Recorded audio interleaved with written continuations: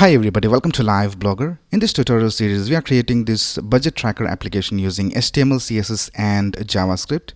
Now in this video, we'll continue adding the functionality of this application.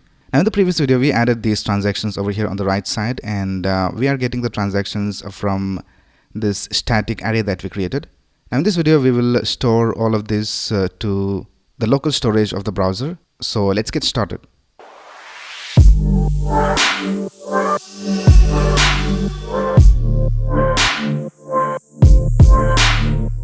So first of all, here we can see that we have these two transactions, and if I click on delete, one of these transactions is deleted.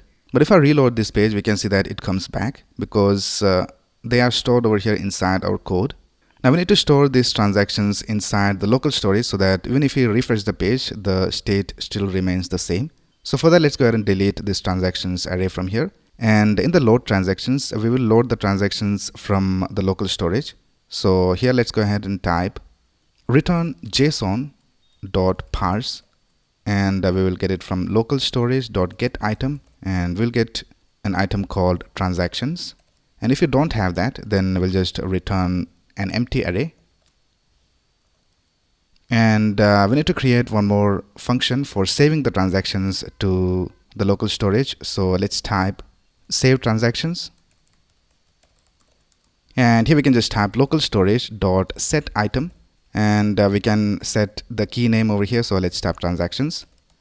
It is the key name, and for the value, let's type json.stringify, and we'll just pass these transactions that we have over here inside our class. So we can just go ahead and type this dot transactions. Right, that's it with the save transactions function. Now the next thing we will do is we will add the functionality to display the transactions over here on the right side when we submit using this form. So in this init event listener function, we'll just go ahead and add an event listener to the form. So here we can see that we have already referenced the form in the constructor. So let's go ahead and type this dot form dot add event listener, and let's listen for the submit event. And when we submit it, we'll just do something with the data. So I'll just call it E, and here I'll just type e.prevent default, which will prevent the default behavior, which is reloading the page. And then we'll just call a function called add transaction. So we'll create a function over here. So before that, let's call it over here. So let's type this dot add transaction, and let's add this function over here. So let's type add transaction, and here first of all we need to get the details from this form. So let's type const and description equals document dot get element by id, and here let's pass the id of the description, which is description. So if you go back to the HTML file, here we can see that we have this input field with an id of description, and let's get the value of that. So let's type dot value, and we'll also trim the extra spaces. So let's type trim, and now let's get the amount. So let's type const amount equals document dot get element by id.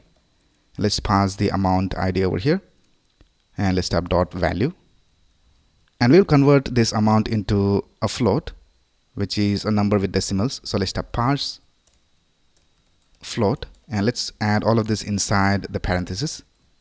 And the next thing we need to get is the type. So let's type const type equals document dot get element by id, and let's type type over here, and let's get the value. And now here let's add a basic if condition to check whether all of these values are available. So let's type if exclamation description, which is checking whether we have the description or not, and we'll also type exclamation amount, and let's also check whether this is a number. So let's type is nan. So this will be triggered when we don't have a valid input. And here let's type alert, and let's type please provide a valid description and amount, and we'll just go ahead and return. Right now, let's create a constant called transaction. So let's type const transaction, and it will be an object, and in this we will have the id. So we'll just set the id to date.now, which will get us a unique id, and let's pass the description, and let's also pass the amount over here, and the amount will be positive if it is an income, and it will be negative if it is an expense. So let's type equals expense, and if it is an expense, then we'll just type minus amount, or else we'll just type amount. And then lastly, we need to get the type. Right now we need to store this transaction constant into our transactions array.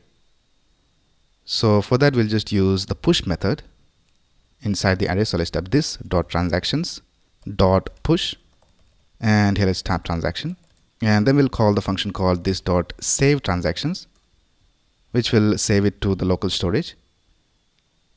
And then let's call the function called render transaction, which we have created in the previous video, which will display our transactions over here on the right side. And then we'll call the function called update balance. So let's type this dot update balance, and then we'll call a function called clear form, which will just remove all the values from these input fields. First of all, let's create this clear form method. So let's type clear form, and let's set it equal to document dot get element by id description, and let's set the value to blank, and we'll do the same for the amount. So let's type document dot get element by id amount, and let's set the value to blank. Right now let's go to the delete transaction method, and here we need to add some code. So here we'll also call the function called save transaction. So let's type this dot save transactions, and we'll also call the render transactions and update balance. So now let's go back and let's click on delete, and it is not being deleted. So let's go to the inspector, and let's go to the console, and we have an error over here. So let's go to that line. It is on line number 46. So here we have this semicolon. We need to change this to comma, and now we can see that we don't have any transactions. So let's add a new transaction. I'll just type test. Let's add an amount, and let's click on add transaction, and we have this alert. Let's go back and let's see what's the problem. And the problem is that we set an exclamation over here as well, so we need to remove that. We need to check whether it is not a number. So we don't need to add the exclamation over here. It will negate the condition. So let's go back and let's add the transaction.